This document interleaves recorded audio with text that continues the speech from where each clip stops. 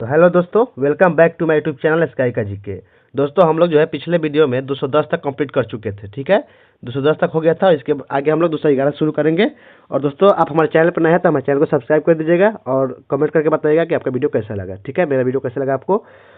तो चलिए शुरू करते हैं बिना समय गंवाए। ठीक है, 211 नंबर प्रश्न है, स्वायत्त राज्य अवध के संस्थापक कौन थे? तो अवध राज्य के संस्थापक कौन थे दोस्तों? तो इसका आंसर हो जाएगा सादत खान। आंसर ऑप्शन सी हो जाएगा दोस्तों, सादत खान। ठीक है, नेक्स्ट आगे बढ़ते हैं। 212 नंबर प्रश्न है, सादत खां को अवध का सूबेदार किसके द्वारा नियुक्त किया गया था? तो सादत खां को अवध का सूबेदार जो है मोहम्मद शाह ने नियुक्त किया था। आंसर ऑप्शन सी हो जाएगा, मोहम्मद शाह के द्वारा। ठीक है, नेक्स्ट है, सादत खां के शासन में अवध वस्तुतः किस वर्ष स्वतंत्र हो गया? तो अवध जो है स्वतंत्र हो गया 1722 में। ठीक है, इसका आंसर ऑप्शन बी हो जाएगा 1722। आगे बढ़ते हैं।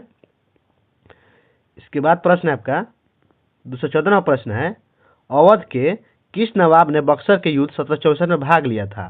तो 1764 में अवध के कौन सा नवाब जो है भाग लिया था दोस्तों?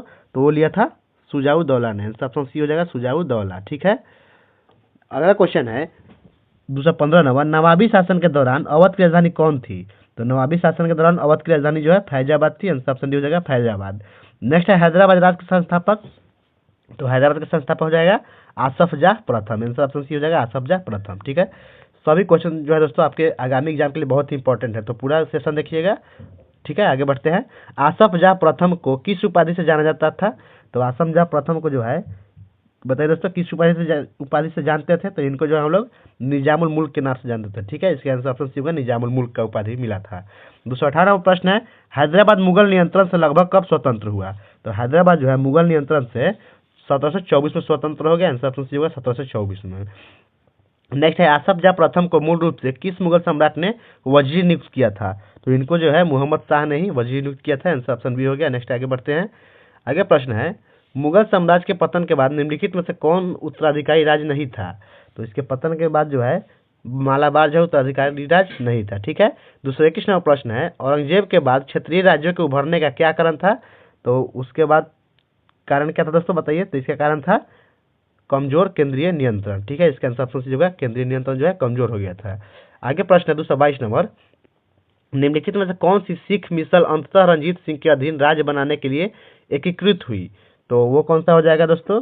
तो वो हो जाएगा इसका आंसर उपयुक्त सभी, यानी सुकरचकिया, रामगढ़िया, अहलूवालिया, ये जो है उपयुक्त सभी आंसर हो जाएगा इसका ऑप्शन नंबर डी। नेक्स्ट है, बंदा बहादुर को मुगलों ने कब फांसी दी थी?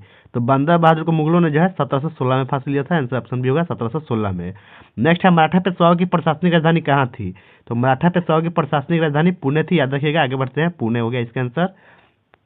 नेक्स्ट 225 नंबर प्रश्न है, मुर्शिद कुली खां का मूल रूप से किस मुगल सम्राट के अधीन एक राजस्व अधिकारी थे? मुर्शिद कुली खान मूल रूप से किस मुगल सम्राट के अधीन एक राजस्व अधिकारी थे? तो ये थे औरंगजेब के समय। ठीक है, आंसर ऑप्शन सी हो जाएगा, औरंगजेब के समय दोस्तों। ठीक है, आगे बढ़ते हैं। इसके बाद क्वेश्चन है 226 नंबर, वर्धमान के युद्ध में बंगाल के किस नवाब ने मराठों से युद्ध किया और उन्हें हराया? तो किसने हराया था दोस्तों मराठों को? तो हराया था अलीवर्दी खान ने। इसका आंसर ऑप्शन भी होगा, अलीवर्दी खान। नेक्स्ट है, अलीवर्दी खान के बाद बंगाल का नवाब कौन बना? तो अलीवर्दी खान के बाद नवाब बना सिराजुद्दौला। ठीक है, नेक्स्ट है, सिराजुद्दौला के नाना कौन थे? तो सिराजुद्दौला के नाना का नाम था अलीवर्दी खान। ठीक है, इसका आंसर ऑप्शन भी हो गया। नेक्स्ट आगे बढ़ते हैं। नेक्स्ट प्रश्न है, मुगल दरबार में सफदरजंग किस महत्वपूर्ण पद पर थे? तो सफदरजंग जो है ये किस महत्वपूर्ण पद पर थे? तो थे वजीर के पद पर, यानी प्रधानमंत्री थे। ठीक है, नेक्स्ट है, आसफ जाह की उपाधि सर्वप्रथम किसने धारण की? तो आसफ जाह की उपाधि जो है सर्वप्रथम निजामुल मुल्क ने धारण किया था।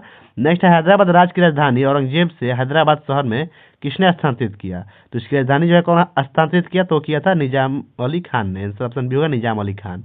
नेक्स्ट आगे बढ़ते हैं। मराठों ने भारत भर में विस्तार करते हुए कौन से 2 कर लगाए?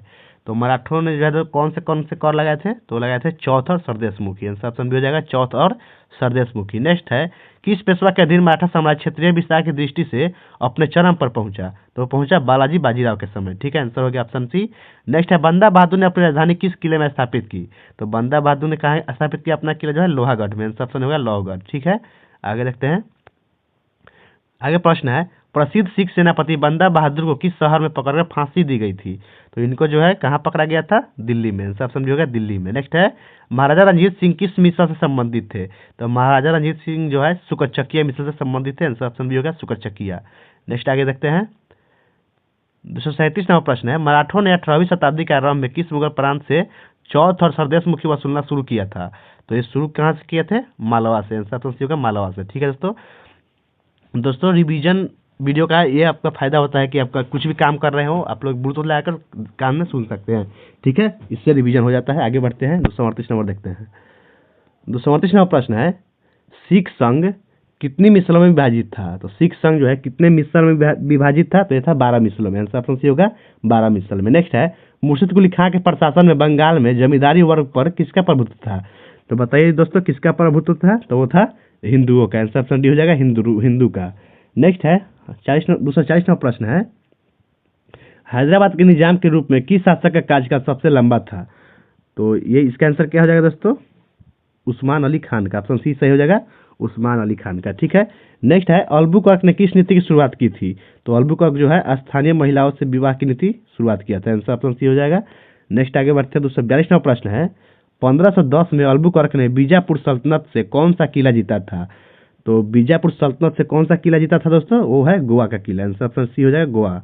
नेक्स्ट है भारत में पुर्तगालियों का पहला प्रमुख अधिकार क्षेत्र कौन सा था? तो पहला जो है कौन सा था अधिकार क्षेत्र? वो है गोवा ही था। आंसर ऑप्शन डी होगा गोवा। नेक्स्ट है डच ईस्ट इंडिया कंपनी ने भारत में अपना पहला कारखाना कहाँ स्थापित किया था? तो डचों ने मसूलीपट्टनम में अपना पहला कारखाना स्थापित किया था। आंसर मसूलीपट्टनम हो गया।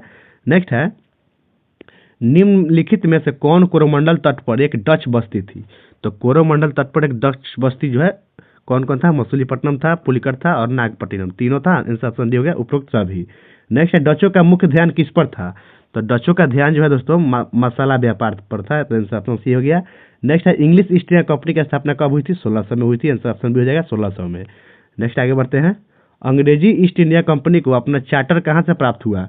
तो इनको जो है अपना चार्टर जो है कहाँ से प्राप्त हुआ दोस्तों? महारानी एलिजाबेथ प्रथम से प्राप्त हुआ। आंसर ऑप्शन ए हो गया। नेक्स्ट है भारत में पहला अंग्रेजी कारखाना कहाँ स्थापित किया गया था? तो पहला अंग्रेजी कारखाना स्थापित किया गया था सूरत में। आंसर ऑप्शन डी हो जाएगा सूरत में। नेक्स्ट आगे बढ़ते हैं नेक्स्ट क्वेश्चन है आपका 250 नंबर अंग्रेजों को सूरत में कारखाना स्थापित करने की अनुमति कहाँ से मिली थी? तो इनको जो है अनुमति जहांगीर से मिला था। आंसर ऑप्शन होगा जहांगीर से। नेक्स्ट है अंग्रेजों ने फोर्ट सेंट जॉर्ज की स्थापना कहाँ की थी? तो बताइए दोस्तों कहाँ किया था? ये किया था मद्रास में। आंसर ऑप्शन सी होगा मद्रास में। नेक्स्ट है बम्बई को अंग्रेजों को दहेज के रूप में किसने सौंपा था? तो पुर्तगालियों ने सौंप दिया था। इसका आंसर ऑप्शन ए हो जाएगा पुर्तगाली ने। ठीक है, नेक्स्ट 253 नंबर प्रश्न है फ्रांसीसी ईस्ट इंडिया कंपनी की स्थापना कब हुई थी? तो इसका आंसर हो जाएगा 1664 में। ऑप्शन ए सही हो जाएगा। ठीक है, आगे है फ्रांसीसी ईस्ट इंडिया कंपनी की स्थापना किसके शासन में हुई थी? तो इसकी स्थापना जो है लुई 14वां के शासनकाल में हुआ था। ऑप्शन बी सही हो जाएगा लुई 14वां।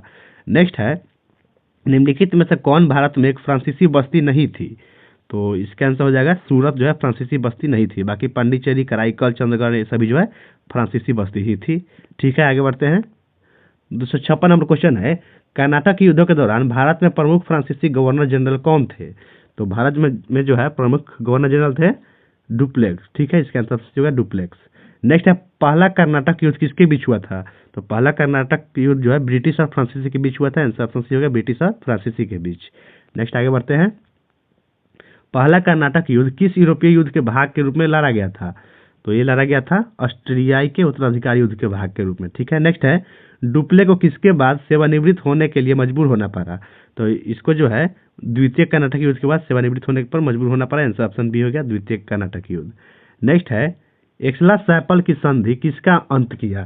तो एक्सला-सैपल की संधि के तहत जो है ये प्रथम कर्नाटक युद्ध समाप्त हुआ था, याद रखिएगा। आगे है वांडीवास का युद्ध जो 1760 में हुआ था किसके किसके बीच लड़ा गया था? तो ये ब्रिटिश और फ्रांसीसी के बीच ही हुआ था।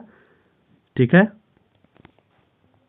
नेक्स्ट आगे बढ़ते हैं 262 नंबर प्रश्न हो जाएगा। इसके बाद वांडीवास के युद्ध से किसका अंत हो गया?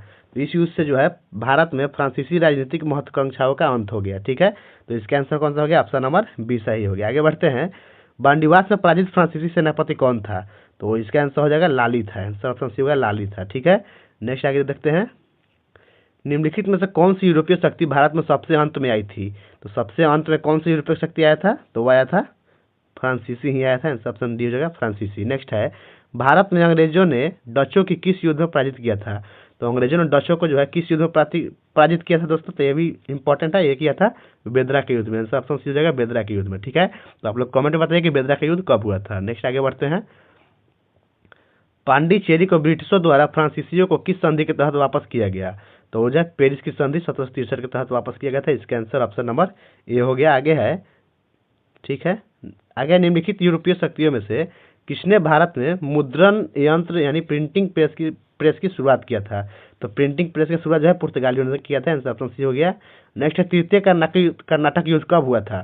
तो तृतीय कर्नाटक युद्ध जो है 1763 में हुआ था, याद रखिएगा। नेक्स्ट आगे बढ़ते हैं, तृतीय कर्नाटक युद्ध निर्णायक लड़ाई कौन सी थी? तृतीय कर्नाटक युद्ध की निर्णायक लड़ाई कौन सी थी? तो वो थी वांडीवास का युद्ध, आंसर ऑप्शन दीजिएगा वांडीवास का युद्ध। नेक्स्ट है, किस ब्रिटिश सेनापति ने वांडीवास में फ्रांसीसियों को हराया था? तो वो कौन हराया था दोस्तों? वो हराया था सर आयरकुट ने, आंसर ऑप्शन होगा आयरकुट। नेक्स्ट है, भारत में फ्रांसीसी विफलता का प्रमुख कारण क्या था? तो फ्रांसीसी विफलता का प्रमुख कारण था कि नौसैनिकहीनता, ठीक है, नौसैनिक कमी। ठीक है, नेक्स्ट है, प्लासी का युद्ध किस वर्ष लड़ा गया था? तो ये तो आपको याद ही होगा दोस्तों, प्लासी का युद्ध 1757 में लड़ा गया था, आंसर ऑप्शन भी होगा 1757। आगे बढ़ते हैं, नेक्स्ट प्रश्न है, 1760 में मीर जाफर के बाद नवाब कौन बना? ठीक है, तो मीर जाफर के बाद जो है कौन नवाब बना दोस्तों? तो इसका आंसर हो जाएगा आपका option number A, Mir Jafar के बाद मीर कासिम नवाब बना। ठीक है, मीर कासिम ने बंगाल की राजधानी कहाँ स्थानांतरित की? तो मीर कासिम ने कहाँ स्थानांतरित किया बंगाल की राजधानी जो है दोस्तों, बताइए? तो यह स्थानांतरित कर दिया मुंगेर में, आंसर ऑप्शन सी हो गया मुंगेर में। नेक्स्ट है, 275वां प्रश्न है, मीर कासिम ने किस पर लगने वाले कर समाप्त कर दिए? तो ये जो है सभी आंतरिक कर समाप्त कर दिया, आंसर ऑप्शन सी हो जाएगा सभी आंतरिक कर जो है समाप्त कर दिया था। नेक्स्ट आगे बढ़ते हैं, मीर कासिम द्वारा आंतरिक करों को समाप्त करने का कारण क्या हुआ? तो इसका कारण क्या था? तो कारण था कि ब्रिटिश प्रतिशोध यानी ब्रिटिशों से बदला लेना। ठीक है, नेक्स्ट है, मीर कासिम ने बक्सर का युद्ध किस कारण से लड़ा था? तो बक्सर का युद्ध जो है कंपनी द्वारा व्यापार भेदभाव के कारण लड़ा गया था, याद रखिएगा, बहुत इंपॉर्टेंट क्वेश्चन है। आगे बढ़ते हैं, 278वां प्रश्न है, मीर कासिम ने किसके साथ गठबंधन किया? तो मीर कासिम ने जो है दोस्तों गठबंधन किसके साथ किया? तो ये किया था शाह आलम द्वितीय और सुजाउद्दौला के साथ। ठीक है, याद रखिएगा। नेक्स्ट है, बक्सर के बाद शाह आलम द्वितीय को किस अधिकार को प्रदान करने के लिए मजबूर किया गया? तो इनको जो किया गया, कंपनी को दीवानी अधिकार प्रदान करने पर मजबूर कर दिया गया था। ठीक है, आगे देखते हैं, 280वां प्रश्न है, रॉबर्ट क्लाइव ने द्वैत शासन की शुरुआत कब की? तो रॉबर्ट क्लाइव ने द्वैत शासन की शुरुआत कब की दोस्तों? इसका आंसर क्या हो जाएगा? 1765 में। नेक्स्ट है, बंगाल में द्वैत शासन को किसने समाप्त किया? तो समाप्त बोलेगा तो ये वारेन हेस्टिंग्स ने किया था। ठीक है, नेक्स्ट है, 1774 का रोहिल्ला युद्ध रोहिल्ला और निम्नलिखित में से किनकी संयुक्त सेनाओं के बीच लड़ा गया था? तो रोहिल्ला युद्ध जो है रोहिल्ला और अवध और अंग्रेज के संयुक्त सेनाओं के बीच लड़ा गया था, आंसर ऑप्शन बी हो जाएगा अवध और अंग्रेज। नेक्स्ट आगे बढ़ते हैं, इसके बाद क्वेश्चन है 283 नंबर, 1774 के रोहिल्ला युद्ध के दौरान अवध का नवाब कौन था? तो 1774 के समय अवध का नवाब कौन था दोस्तों? तो वो था सुजाउद्दौला, आंसर ऑप्शन होगा सुजाउद्दौला। नेक्स्ट है, प्रथम आंग्ल मराठा युद्ध किस संधि के तहत समाप्त हुआ? तो प्रथम आंग्ल मराठा युद्ध जो है ये समाप्त हुआ किस संधि के तहत दोस्तों? तो ये सालाबाई की संधि के तहत समाप्त हुआ, ऑप्शन बी सही जगह सालाबाई की संधि। नेक्स्ट है, किस मराठा शासक ने अंग्रेजों के साथ सालाबाई की संधि पर हस्ताक्षर किया था? तो कौन क्या था? बाजीराव प्रथम ने, आंसर ऑप्शन हो जाएगा बाजीराव, सॉरी इसका आंसर जो है दोस्तों महादजी सिंधिया हो जाएगा, ऑप्शन बी सही हो जाएगा महादजी सिंधिया। ठीक है, नेक्स्ट आगे बढ़ते हैं, 286वां प्रश्न है, हैदर अली जिन्होंने अंग्रेज का विरोध किया था वह कहाँ के शासक थे? तो हैदर अली जो है कहाँ के शासक थे दोस्तों? तो ये थे मैसूर के शासक, आंसर ऑप्शन भी हो गया। नेक्स्ट है, हैदर अली ने अंग्रेजों के विरुद्ध किस शासक के साथ गठबंधन किया? तो इन्होंने जो है हैदराबाद के निजाम के साथ गठबंधन किया, आंसर ऑप्शन हो गया। नेक्स्ट है, 1784 के पिट्स इंडिया अधिनियम के ने कंपनी की देखरेख के लिए ब्रिटेन में एक किस पर्यवेक्षी निकाय की स्थापना की? तो इसका आंसर क्या हो जाएगा दोस्तों? इसका हो जाएगा नियंत्रण बोर्ड का स्थापना किया गया था, आंसर ऑप्शन भी हो गया। नेक्स्ट 289वां प्रश्न है, पिट्स इंडिया एक्ट 1784 के तहत भारत में शासन की व्यवस्था कैसी हो गई? तो ये जो हो गया द्वैत शासन। ठीक है, आंसर ऑप्शन सी है। पिट्स इंडिया एक्ट किस ब्रिटिश प्रधानमंत्री के द्वारा लाया गया था? तो ये लाया गया था विलियम पिट द यंगर के द्वारा। ठीक है, नेक्स्ट है, 1793 में बंगाल में अस्थायी बंदोबस्त किसने लागू किया? तो ये लागू किया था लॉर्ड कॉर्नवालिस ने, आंसर ऑप्शन सी हो गया, आंसर लॉर्ड कॉर्नवालिस। नेक्स्ट है, अस्थायी बंदोबस्त के तहत जमींदारों से अपेक्षा की जाती थी कि वे, तो इसका आंसर क्या हो जाएगा कि वे किसानों से राजस्व वसूल करे और कंपनी को एक निश्चित राजस्व दे। आंसर ऑप्शन बी हो जाएगा। नेक्स्ट है, अस्थायी बंदोबस्त का एक प्रमुख दोष क्या था? तो अस्थायी बंदोबस्त का प्रमुख दोष क्या था दोस्तों? तो इसका दोष था कि जमींदारों को भूमि उत्पादकता में सुधार करने की कोई प्रेरणा नहीं थी। ठीक है, आंसर ऑप्शन सी हो जाएगा। नेक्स्ट आगे बढ़ते हैं। नेक्स्ट क्वेश्चन है 294वां प्रश्न है, कार्नवालिस के न्यायिक सुधारों ने निम्नलिखित में से किसे पृथक किया? तो ये किसको पृथक किया दोस्तों? ये किया राजस्व संग्रह को न्यायपालिका से पृथक किया। ठीक है, नेक्स्ट देखते हैं, कार्नवालिस के न्यायिक सुधारों में जिला स्तर पर कौन से न्यायालय का स्थापित किया गया था? तो वो किया गया था जिला दीवानी और निजामत अदालतें का। ठीक है, नेक्स्ट है, कार्नवालिस के सुधारों के तहत जिला स्तर पर पुलिस प्रमुख के रूप में किसे नियुक्त किया गया था? तो बताइए दोस्तों, किसको नियुक्त किया गया था? तो नियुक्त किया गया था जिला मजिस्ट्रेट को। आंसर ऑप्शन भी होगा जिला मजिस्ट्रेट को। नेक्स्ट है, कंपनी प्रशासन में वार्षिक ट्रायल बैलेंस और उचित अभिलेख रख रखाव की प्रणाली किसने शुरू किया था? तो ये शुरू किया था लॉर्ड कॉर्नवालिस ने। आंसर ऑप्शन भी हो जाएगा।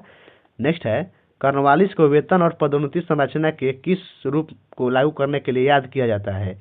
तो इसने जो है लागू किया था योग्यता आधारित सिविल सेवा। ठीक है, आंसर ऑप्शन सी हो गया। नेक्स्ट है, भारत में सहायक संधि की नीति किसने शुरू किया? तो सहायक संधि की नीति किसने शुरू किया दोस्तों बताइए? तो इसका आंसर हो जाएगा लॉर्ड वेलेस्ली ने। आंसर ऑप्शन सी हो गया लॉर्ड वेलेस्ली।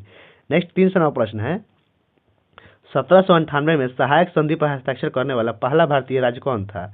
तो ये था हैदराबाद। आंसर ऑप्शन ये होगा हैदराबाद। कब किया था? 1798 में। ईयर भी याद रखिएगा। नेक्स्ट है, 1799 में टीपू सुल्तान की मृत्यु के बाद किस राज्य को सहायक संधि प्रणाली के अंतर्गत लाया गया? तो लाया गया मैसूर को। आंसर ऑप्शन सी हो जाएगा। ठीक है, मैसूर को। आगे बढ़ते हैं।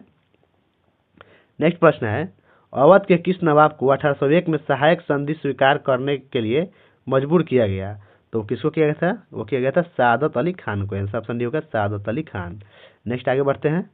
नेक्स्ट प्रश्न है आपका, बेसिन की संधि 1802 अंग्रेजों और किसके बीच हुआ था? तो बेसिन की संधि जो है 1802 में हुआ था। ठीक है, ये भी याद रखिए। और अंग्रेज और किसके बीच हुआ था बेसिन की संधि? तो ये हुआ था अंग्रेजों और बाजीराव द्वितीय के बीच। आंसर ऑप्शन सी हो जाएगा। नेक्स्ट है, 1854 में हड़प्पा नीति के तहत किस राज्य का विलय किया गया था? तो सॉरी, हड़प नीति के तहत। ठीक है दोस्तों, तो हड़प नीति के तहत जो है किस राज्य का विलय हुआ 1854 में? तो उसमें उस समय हो गया नागपुर का विलय। ठीक है, आंसर ऑप्शन भी हो गया। नेक्स्ट है, किस रियासत का विलय 1856 में कुशासन के आधार पर किया गया था, न कि हड़प नीति के आधार पर? तो किसका विलय किया गया था? तो किया गया था अवध का। आंसर ऑप्शन डी होगा अवध का। ठीक है, नेक्स्ट है, प्रथम आंग्ल सिख युद्ध के दौरान कौन सा युद्ध ब्रिटिशों की अंतिम निर्णायक जीत थी? तो वो थी आपका सोबराव का युद्ध। ठीक है, आंसर ऑप्शन सी होगा सोबराव का युद्ध। नेक्स्ट है, द्वितीय आंग्ल सिख युद्ध की शुरुआत किस स्थान पर हुए विद्रोह के कारण हुई थी? तो यह हुआ था मुल्तान पर विद्रोह के कारण। ठीक है, नेक्स्ट है, 1857 के विद्रोह के दौरान बेगम हजरत महल किस शहर की एक प्रमुख नेता थी? तो बेगम हजरत जो है महल जो है कहाँ की नेता थी? तो ये थी लखनऊ की। ठीक है, इसका आंसर ऑप्शन सी होगा लखनऊ की। नेक्स्ट 309वां प्रश्न है, लखनऊ में बेगम हजरत महल ने किसे नवाब घोषित किया था? तो बेगम हजरत महल जो है बिरजिस कादिर को नवाब घोषित किया था। इसका आंसर ऑप्शन डी हो जाएगा बिरजिस कासिर। नेक्स्ट है, बिहार में विद्रोह का नेतृत्व किसने किया और वह 70 वर्षीय जमींदार थे? तो बिहार से विद्रोह कौन किया था? वीर कुंवर सिंह। आंसर ऑप्शन हो जाएगा कुंवर सिंह। ठीक है, नेक्स्ट आगे बढ़ते हैं। बरेली में विद्रोहियों का नेतृत्व किसने किया था? तो बरेली में विद्रोहियों का नेतृत्व जो है बरेली से खान बहादुर खान ने किया था। याद रखिएगा, खान बहादुर खान ने। नेक्स्ट है, 10 मई 1857 को सिपाही विद्रोह का पहला गवाह शहर कौन था? तो इसका आंसर हो जाएगा आपका ऑप्शन नंबर सी, मेरठ था। आंसर ऑप्शन सी हो गया। नेक्स्ट है, किस अंग्रेज अधिकारी ने सितंबर 1857 में दिल्ली पर पुनः कब्जा किया था? तो कौन किया था? जॉन निकोलसन ने। आंसर ऑप्शन सी हो गया जॉन निकोलसन। नेक्स्ट आगे बढ़ते हैं। 314वां प्रश्न है, किस नेता ने 1859 तक सफलतापूर्वक गुरिल्ला युद्ध लड़ा लेकिन शिवपुरी में विश्वासघात करके उसे मार डाला गया? तो वो कौन था दोस्तों? तो वो था तात्या टोपे ने। ऑप्शन बी सही हो जाएगा। नेक्स्ट है, विद्रोह के बाद भारत में कंपनी शासन के औपचारिक अंत को किस घोषणा ने चिन्हित किया? तो एक किस घोषणा ने चिन्हित किया था दोस्तों? तो ये किया था 1858 की महारानी की घोषणा ने। नेक्स्ट आगे बढ़ते हैं। नेक्स्ट प्रश्न है, 1857 के विद्रोह का एक प्रमुख सामाजिक कारण क्या था? तो इसका सामाजिक कारण जो था कि ईसाई धर्मांतरण का भय था। ठीक है, इसका आंसर ऑप्शन सी हो गया। नेक्स्ट है, किस अधिनियम ने सिपाहियों को जातिगत वर्जनाओं का उल्लंघन करते हुए विदेशों में सेवा करने के लिए बाध्य किया? ठीक है, तो इसका आंसर हो जाएगा समान सेवा भर्ती अधिनियम। ऑप्शन सी सही हो जाएगा समान सेवा भर्ती अधिनियम। नेक्स्ट देखते हैं। नेक्स्ट प्रश्न है, 1857 के विद्रोह के दौरान झांसी में विद्रोहियों का नेतृत्व किसने किया था? तो झांसी में विद्रोह का नेतृत्व जो है रानी लक्ष्मीबाई ने किया था, याद रखिएगा। नेक्स्ट है अंग्रेजों का विरोध करते हुए कुंवर सिंह की मृत्यु कहाँ हुई थी? तो वीर कुंवर सिंह की मृत्यु जो है दोस्तों कहाँ हो गया था? जगदीशपुर में। आंसर ऑप्शन बी होगा जगदीशपुर में, ठीक है। नेक्स्ट है 320 नंबर प्रश्न है विद्रोह के दौरान कई भारतीय शासकों की प्रतिक्रिया क्या थी?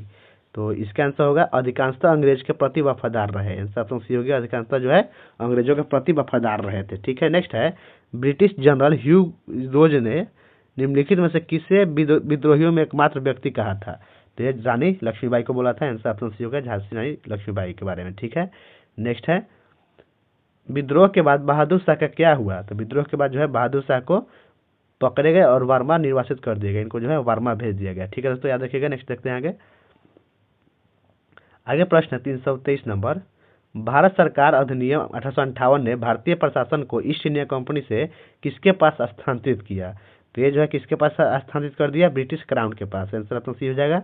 नेक्स्ट देखते हैं 324 नंबर प्रश्न है किस अधिनियम के माध्यम से 15 सदस्यीय सलाहकार परिषद के साथ भारत के राज्य सचिव का पद सृजित किया गया? तो उस अधिनियम का नाम था भारत सरकार अधिनियम 1858, ठीक है। नेक्स्ट है 1861 के भारत परिषद अधिनियम में ने कौन सी प्रशासनिक व्यवस्था लागू की? तो 1861 में कौन सी व्यवस्था लागू हुआ था?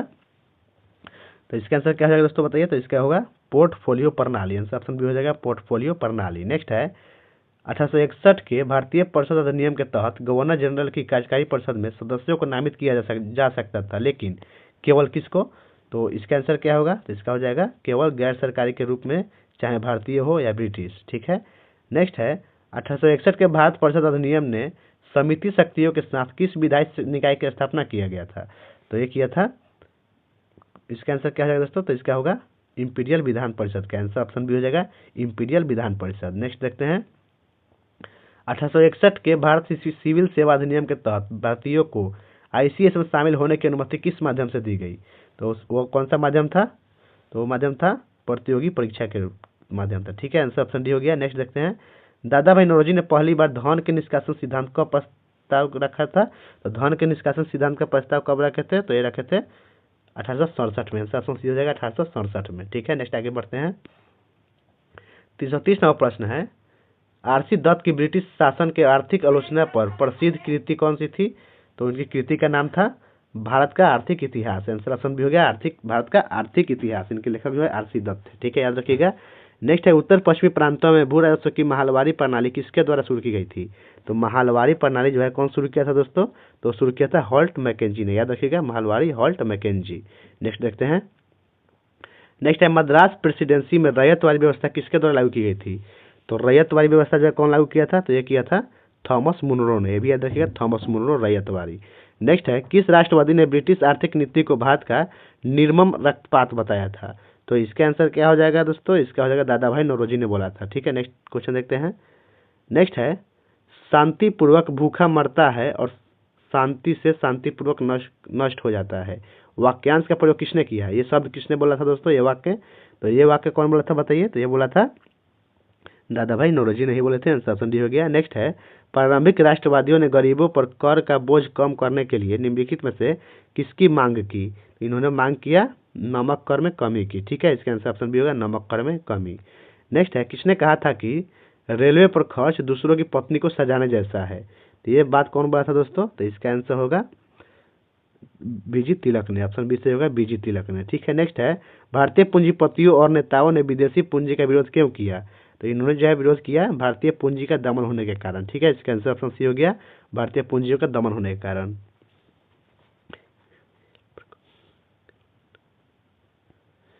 नेक्स्ट आगे देखते हैं इसके बाद 338 नंबर प्रश्न है हिंदुस्तान रिव्यू के संपादक ने विदेशी पूंजी को किस रूप में वर्णित किया है?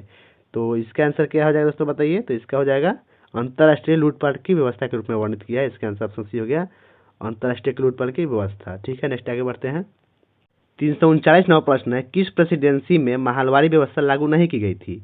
तो जो है मद्रास में लागू नहीं किया गया था। आंसर ऑप्शन डी होगा मद्रास में। नेक्स्ट है सती प्रथा को आधिकारिक रूप से किस वर्ष समाप्त किया गया था? तो सती प्रथा को 1829 में समाप्त किया गया था। आंसर ऑप्शन सी हो गया 1829। नेक्स्ट है किस गवर्नर जनरल ने 1829 में सती प्रथा पर प्रतिबंध लगाने वाला कानून पारित किया था? तो कौन गवर्नर जनरल था दोस्तों? तो वो था Lord William Bentinck, answer option C होगा लॉर्ड विलियम बेंटिंक। नेक्स्ट है हिंदू विधवा पुनर्विवाह अधिनियम किस वर्ष पारित किया गया था? तो ये पारित हुआ था 1856 में, याद रखिएगा 1856 में। नेक्स्ट है 1856 के हिंदू विधवा पुनर्विवाह अधिनियम का सक्रिय प्रचार किसने किया था? तो ये किए थे ईश्वरचंद विद्यासागर ने। इसका आंसर ऑप्शन भी होगा ईश्वरचंद विद्यासागर। नेक्स्ट है कन्या शिशु हत्या को रोकने के लिए 1870 में कौन सा अधिनियम पारित किया गया था? तो 1870 में कौन सा अधिनियम पारित हुआ था? तो वो अधिनियम था कन्या शिशु हत्या निवारण अधिनियम। ऑप्शन सी सही हो जाएगा। नेक्स्ट आगे बढ़ते हैं। नेक्स्ट प्रश्न है सहमति की आयु अधिनियम किस वर्ष पारित हुआ था? तो सहमति की आयु अधिनियम जो है पारित हुआ था 1891 में, ठीक है 1891। नेक्स्ट है सहमति की आयु अधिनियम ने लड़कियों के लिए सहमति की आयु 10 वर्ष से बढ़ाकर कितना किया था? तो ये किया था 12 वर्ष, ठीक है ऑप्शन बी सही होगा 12 वर्ष। नेक्स्ट 327 नंबर क्वेश्चन है राजा राम मोहन राय ने ब्रह्म समाज की स्थापना किस वर्ष की थी? तो राजा राम मोहन राय ने ब्रह्म समाज की स्थापना कब किया था दोस्तों? तो ये किए थे 1828 में, आंसर ऑप्शन बी होगा 1828 में। नेक्स्ट है ब्रह्म समाज ने निम्नलिखित में से किस प्रथा का विरोध किया? तो इन्होंने जो है मूर्ति पूजा का विरोध किया था, ठीक है। नेक्स्ट क्वेश्चन है आगे ब्रह्म समाज का मुख्य विश्वास निम्नलिखित में से कौन सा था? ब्रह्म समाज का मुख्य विश्वास जो है दोस्तों कौन सा था? तो इसका आंसर क्या हो जाएगा? तो इसका आंसर हो जाएगा आपका ऑप्शन नंबर बी सही हो जाएगा एकेश्वरवाद, ठीक है इसका आंसर ऑप्शन बी होगा एकेश्वरवाद। नेक्स्ट आगे बढ़ते हैं। नेक्स्ट 350 नंबर प्रश्न है दयानंद सरस्वती ने आर्य समाज की स्थापना कब की थी? तो दयानंद सरस्वती ने आर्य समाज की स्थापना जो है 1875 में किया था, आंसर ऑप्शन हो गया 1875 में, ठीक है दोस्तों। आगे देखते हैं इसके बाद। नेक्स्ट 351 नंबर प्रश्न है वेदों की ओर लौटो का नारा किसने दिया था दोस्तों? तो वेदों की ओर लौटो का नारा जो है किसने दिया था? आर्य समाज ने दिया था, इसका आंसर ऑप्शन भी हो जाएगा आर्य समाज, ठीक है। नेक्स्ट है शुद्धि आंदोलन की शुरुआत किसने किया था? तो शुद्धि आंदोलन की शुरुआत जो है ये किया था दयानंद सरस्वती ने, इसका आंसर ऑप्शन सी हो जाएगा दयानंद सरस्वती, ठीक है। नेक्स्ट आगे देखते हैं। 353 नंबर प्रश्न है शुद्धि आंदोलन का मुख्य उद्देश्य क्या था? तो शुद्धि आंदोलन का मुख्य उद्देश्य था गैर हिंदुओं का हिंदू धर्म में पुनः धर्मांतरण करना, ठीक है। नेक्स्ट है रामकृष्ण मिशन की स्थापना किसने की थी? तो रामकृष्ण मिशन की स्थापना जो है स्वामी विवेकानंद ने किया था, आंसर हो गया ऑप्शन नंबर बी। नेक्स्ट आगे बढ़ते हैं। 355 नंबर प्रश्न है स्वामी विवेकानंद ने विश्व धर्म संसद में अपना पहला प्रसिद्ध भाषण कब दिया था? तो स्वामी विवेकानंद ने अपना प्रसिद्ध भाषण जो है कब दिया था दोस्तों? दे दिए थे 1893 में, इसका आंसर ऑप्शन सी होगा 1893 में, कहाँ? शिकागो में, ठीक है। नेक्स्ट है विवेकानंद विश्व धर्म संसद को संबोधित किया कहाँ पे? आ गया क्वेश्चन शिकागो में, ठीक है इसका आंसर ऑप्शन सी हो गया शिकागो में। नेक्स्ट आगे देखते हैं। 357 प्रश्न है रामकृष्ण परमहंस की शिक्षाओं ने निम्नलिखित में से किसके पठन को प्रेरित किया? तो ये जो है आपका आंसर होगा रामकृष्ण मिशन के पठन को, आंसर ऑप्शन सी हो जाएगा दोस्तों रामकृष्ण मिशन के पठन को, ठीक है। नेक्स्ट है थियोसॉफिकल सोसाइटी की स्थापना अमेरिका में किस वर्ष हुई थी? तो अमेरिका में थियोसॉफिकल सोसाइटी की स्थापना 1875 में किया गया था, आंसर ऑप्शन होगा 1875 में। नेक्स्ट आगे प्रश्न है कि भारत में थियोसॉफिकल सोसाइटी का सबसे प्रमुख भारतीय चेहरा कौन था? तो वो कौन था दोस्तों? एनी बेसेंट का, आंसर ऑप्शन होगा एनी बेसेंट। नेक्स्ट है एनी बेसेंट किस राष्ट्रीय आंदोलन से जुड़ी थी? तो ये जुड़ी थी होम रूल आंदोलन से, आंसर ऑप्शन भी होगा होम रूल आंदोलन से। नेक्स्ट क्वेश्चन है थियोसॉफिकल सोसाइटी का भारतीय मुख्यालय कहाँ स्थित है? तो थियोसॉफिकल सोसाइटी का भारत का मुख्यालय जो है दोस्तों स्थित कहाँ है ये? तो यह मद्रास अड्यार में, याद रखिएगा मद्रास अड्यार में। नेक्स्ट आगे बढ़ते हैं। 362 नंबर प्रश्न, वो क्वेश्चन 362 नंबर क्वेश्चन है भारत में अपनी गतिविधियों के दौरान थियोसॉफिकल सोसाइटी का उद्देश्य किसको पुनर्जीवित करना था? तो इसका आंसर क्या होगा दोस्तों? इसका हो जाएगा भारतीय अध्यात्मवाद और गूढ़वाद को पुनर्जीवित करना, ठीक है। नेक्स्ट है एनी बेसेंट किस वर्ष भारतीय राष्ट्रीय कांग्रेस की अध्यक्ष बनी? तो एनी बेसेंट जो है किस वर्ष अध्यक्ष बनी थी दोस्तों? तो ये बनी थी 1900 कितना में दोस्तों? तो 1917 में बनी थी, इसका आंसर ऑप्शन सी होगा 1917 में, ठीक है। नेक्स्ट आगे बढ़ते हैं। नेक्स्ट 364वां प्रश्न है भारत के महापुरुष के रूप में किसे जाना जाता है? तो भारत के महापुरुष के रूप में जो है हम लोग जानते हैं दादा भाई नौरोजी को, ठीक है आंसर ऑप्शन भी हो गया। नेक्स्ट है स्वामी विवेकानंद किसके शिष्य थे? तो स्वामी विवेकानंद जो है रामकृष्ण परमहंस के शिष्य थे, याद रखिएगा रामकृष्ण परमहंस के। नेक्स्ट आगे बढ़ते हैं। नेक्स्ट प्रश्न है किसको उनके सुधार कार्यों के लिए कई इतिहासकारों ने आधुनिक भारत का निर्माता कहा है? तो आधुनिक भारत का निर्माता किसको कहा गया है? तो इसका आंसर क्या हो जाएगा दोस्तों? इसका आंसर होगा राजा राम मोहन राय को, आंसर ऑप्शन सी होगा राजा राम मोहन राय को। नेक्स्ट है किस संगठन ने न्यू इंडिया पत्रिका प्रकाशित किया था? तो न्यू इंडिया पत्रिका कौन प्रकाशित किया था? इसका प्रकाशन किया था कौन? होम रूल लीग ने। इसका आंसर तो सी होगा, होम रूल लीग। नेक्स्ट आगे देखते हैं, किस समाज सुधारक ने कई संस्कृत ग्रंथों का बंगाली में अनुवाद किया और महिला शिक्षा को बढ़ावा दिया?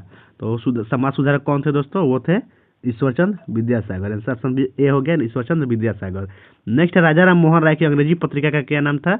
तो इनके अंग्रेजी पत्रिका का नाम था द ब्राह्मणिकल मैगजीन। आंसर कौन सा हो गया? ऑप्शन नंबर बी सही होगा, द ब्राह्मणिकल मैगजीन। ठीक है, नेक्स्ट क्वेश्चन है 370, राजा राम मोहन राय द्वारा शुरू की गई बंगाली पत्रिका कौन सा था? तो राजा राम मोहन राय का बंगाली पत्रिका का क्या नाम था दोस्तों? तो उसका नाम था संवाद कौमुदी। ठीक है, बंगाली पत्रिका था संवाद कौमुदी। नेक्स्ट है, केशव चंद्र सेन और देवेंद्रनाथ टैगोर के नेतृत्व में ब्रह्म समाज किन दो शाखाओं में विभाजित हो गया? तो ये विभाजित हो गया आदि ब्रह्म समाज और साधारण ब्रह्म समाज में। इसका आंसर ऑप्शन नंबर कौन सा हो गया? सी। ठीक है, नेक्स्ट आगे देखते हैं।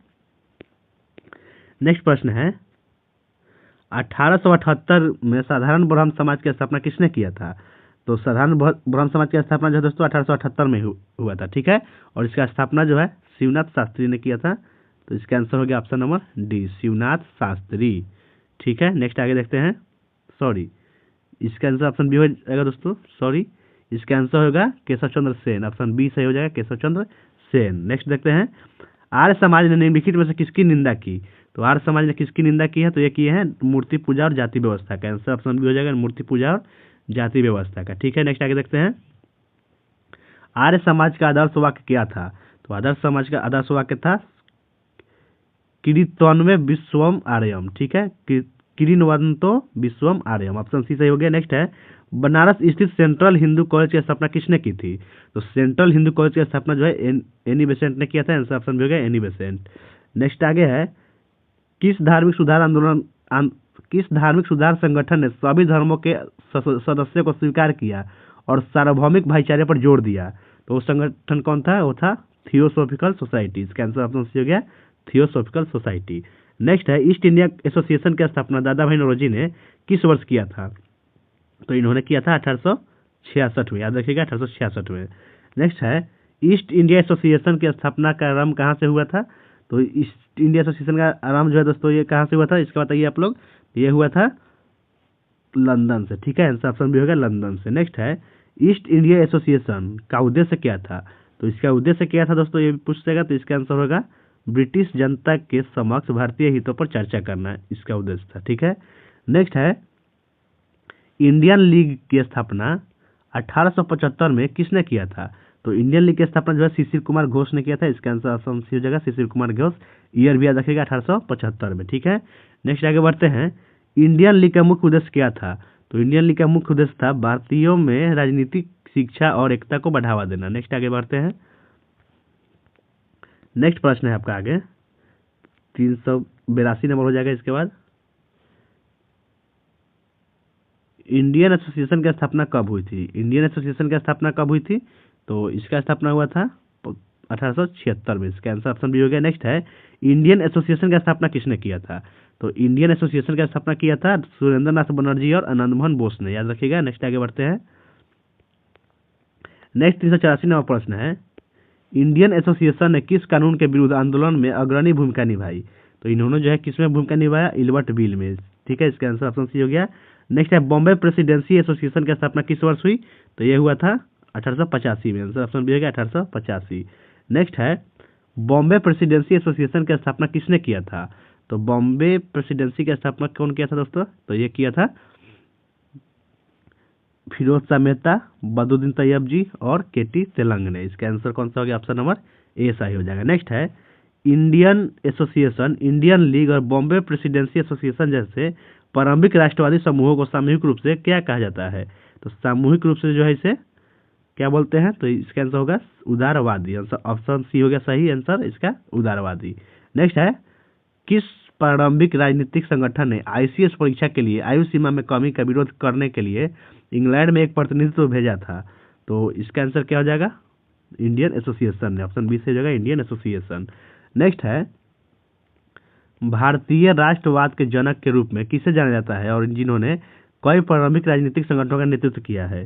तो 389 का आंसर क्या होगा? दादा भाई नौरोजी को। आंसर ऑप्शन ए हो जाएगा, दादा भाई नौरोजी।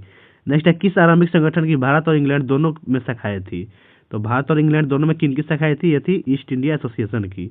इसका आंसर ऑप्शन सी होगा ईस्ट इंडिया एसोसिएशन। नेक्स्ट आगे बढ़ते हैं। 391वां प्रश्न है 1885 में कांग्रेस के पहले अधिवेशन में कितने प्रतिनिधियों ने भाग लिया था? तो कांग्रेस के पहले अधिवेशन में कितने लोगों ने भाग लिया था? तो ये था 72 लोगों ने। ठीक है, इसका आंसर ऑप्शन भी हो गया 72।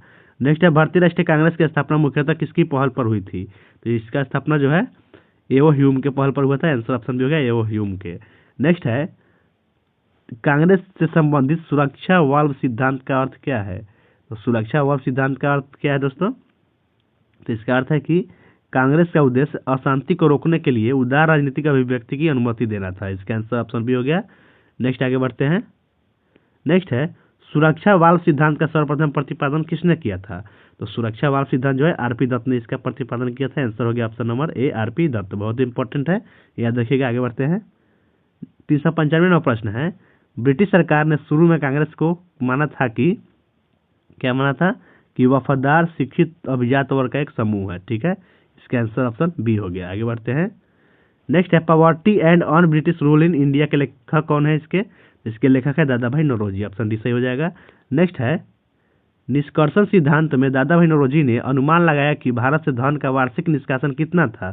तो इन्होंने जो है 2 करोड़ पाउंड का अनुमान लगाया था। आंसर ऑप्शन सी होगा 2 करोड़ पाउंड। नेक्स्ट है कांग्रेस के उदारवादी चरण की एक उल्लेखनीय विशेषता क्या थी? तो इसकी विशेषता थी ब्रिटिश न्याय में विश्वास रखना। ठीक है, आंसर ऑप्शन सी हो गया। नेक्स्ट आगे बढ़ते हैं। 399वां प्रश्न है निम्नलिखित में से कौन एक उदारवादी नेता नहीं था? तो इनमें से कौन जो उदारवादी नेता नहीं था? तो आंसर होगा बीजी तिलक। ये उदारवादी नेता नहीं थे। ठीक है, नेक्स्ट आगे बढ़ते हैं। उदारवादी नेताओं का मानना था कि राजनीतिक सुधार निम्नलिखित से प्राप्त होंगे। कैसे प्राप्त होंगे? ब्रिटिश विवेक से अपील करके। ठीक है, इसका आंसर ऑप्शन सी हो गया ब्रिटिश विवेक से अपील करके। ठीक है दोस्तों, हम लोग 400 क्वेश्चन कर लिए हैं, आगे भी कर लेते हैं कुछ। तो इसके बाद है क्वेश्चन 401 नंबर गोपाल कृष्ण गोखले निम्नलिखित में से किससे जुड़े थे? तो गोपाल कृष्ण गोखले जो है जुड़े थे डेक्कन एजुकेशन सोसाइटी से। इसका आंसर ऑप्शन ए हो गया डेक्कन एजुकेशन सोसाइटी। नेक्स्ट है 1905 में कांग्रेस अधिवेशन की अध्यक्षता किसने की और बंगाल विभाजन की खुले तौर पर निंदा किसने किया था? तो इसका आंसर क्या हो जाएगा दोस्तों? इसका होगा गोपाल कृष्ण गोखले ने। आंसर ऑप्शन हो गया गोपाल कृष्ण गोखले। नेक्स्ट है 403 नंबर किस उदारवादी नेता ने बजट भाषणों और प्रकाशनों के माध्यम से आर्थिक राष्ट्रवाद पर जोर दिया था? तो ये किसने दिया था? ये दिया था गोपाल कृष्ण गोखले ने। आंसर ऑप्शन हो जाएगा गोपाल कृष्ण गोखले। नेक्स्ट क्वेश्चन है दादा भाई नौरोजी ब्रिटिश संसद के लिए कहां से चुने गए थे? तो ये जो चुने गए थे फिंसबी सेंट्रल से। ठीक है, इसका आंसर ऑप्शन सी हो गया फिंसबी सेंट्रल। नेक्स्ट 805वां प्रश्न है भारतीय राष्ट्रीय कांग्रेस के अध्यक्ष बनने वाले दूसरे भारतीय कौन थे? तो भारतीय राष्ट्रीय कांग्रेस के अध्यक्ष बनने वाले दूसरे भारतीय कौन थे दोस्तों, बताइए? तो वो थे दादा भाई नौरोजी। आंसर ऑप्शन भी होगा नौरोजी। नेक्स्ट है भारतीय पुनर्जागरण का प्रातःकालीन तारा किसे कहा जाता है? भारतीय पुनर्जागरण का प्रातःकालीन तारा जो है किसको बोलते हैं दोस्तों? ये बहुत ही इंपॉर्टेंट क्वेश्चन है। तो ये बोलते हैं राजा राम मोहन राय को। याद रखिएगा, इसका आंसर ऑप्शन सी होगा राजा राम मोहन राय। नेक्स्ट है उदारवादियों का मानना था कि सुधारों को लागू करने का सबसे अच्छा तरीका क्या है? तो इसका आंसर हो जाएगा ऑप्शन नंबर बी संसदीय बहस और तर्क है। ठीक है, इसका आंसर ऑप्शन बी हो गया। नेक्स्ट है बंगाल विभाजन आधिकारिक तौर पर कब लागू हुआ था? तो बंगाल विभाजन जो है आधिकारिक तौर पर 16 अक्टूबर 1905 को लागू हुआ था। याद रखिएगा 16 अक्टूबर 1905 को। नेक्स्ट है 1905 के बंगाल विभाजन का आधिकारिक औचित्य क्या था? तो इसका आधिकारिक औचित्य क्या था दोस्तों? तो इसका आंसर हो जाएगा ऑप्शन नंबर सी प्रशासनिक सुविधा था। ऑप्शन सी सही हो गया। नेक्स्ट है 1905 में बंगाल विभाजन के दौरान भारत का वायसराय कौन था? तो बताइए कौन था वायसराय? लॉर्ड कर्जन था। आंसर ऑप्शन सी होगा लॉर्ड कर्जन। नेक्स्ट है 411 नंबर बंगाल विभाजन से प्रांत के 2 भागों में विभाजित किया। बंगाल विभाजन से प्रांत को 2 भागों में विभाजित किया। कौन कौन से 2 भागों में विभाजित किया? तो वो था पूर्वी बंगाल और असम पश्चिम बंगाल। ठीक है, इसका आंसर ऑप्शन सी हो गया। नेक्स्ट और देख लेते हैं दोस्तों। ठीक है, नेक्स्ट है बंगाल विभाजन को रद्द करने की घोषणा कब की गई थी? तो बंगाल विभाजन को रद्द करने की घोषणा 1911 में किया गया था। आंसर ऑप्शन सी हो गया 1911 में। नेक्स्ट है बंगाल विभाजन को रद्द करने की घोषणा किस अवसर पर की गई थी? तो ये जो है दिल्ली में शाही दरबार के अवसर पर किया गया था। आंसर ऑप्शन बी हो जाएगा। नेक्स्ट है 1911 में किस शहर को ब्रिटिश भारत की नई राजधानी घोषित किया गया था? तो ये किस शहर को घोषित किया गया था? दिल्ली को। आंसर ऑप्शन डी हो गया दिल्ली को। नेक्स्ट है विदेशी वस्तुओं के बहिष्कार का प्रस्ताव कांग्रेस के किस अधिवेशन में पारित किया गया था? तो ये पारित किया गया था किस अधिवेशन में दोस्तों? बनारस अधिवेशन 1905 में, ठीक है, याद रखिएगा, बनारस अधिवेशन में। नेक्स्ट है 1905 के बनारस अधिवेशन कांग्रेस अधिवेशन की अध्यक्षता निम्नलिखित किसने किया था, जहां बहिष्कार को औपचारिक रूप से समर्थन दिया गया था। तो इसके अध्यक्षक किसने किया था दोस्तों, ये किए थे गोपाल कृष्ण गोखले। इसका आंसर ऑप्शन भी हो गया गोपाल कृष्ण गोखले। नेक्स्ट है स्वदेशी आंदोलन मुख्यतः निम्नलिखित में से किसकी वकालत करता था। तो स्वदेशी आंदोलन जो है स्वदेशी वस्तुओं का उपयोग और विदेशी वस्तुओं का बहिष्कार का वकालत करता था। आंसर ऑप्शन सी हो गया। नेक्स्ट आगे बढ़ते हैं, स्वदेशी आंदोलन के दौरान गठित एक प्रमुख स्वयं सेवी संगठन कौन सा था। तो इसका आंसर होगा ऑप्शन नंबर सी, स्वदेश बांधव समिति। नेक्स्ट है लाला लाजपत राय को 1907 में किस अशांति के दौरान बिना किसी मुकदमे के वारमा निर्वासित कर दिया गया था।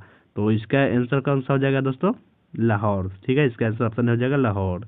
नेक्स्ट है बाल गंगाधर तिलक को 1857 में देशद्रोह के आरोप में मुकदमा चलाया गया था और फिर दोबारा मुकदमा किस वर्ष चला।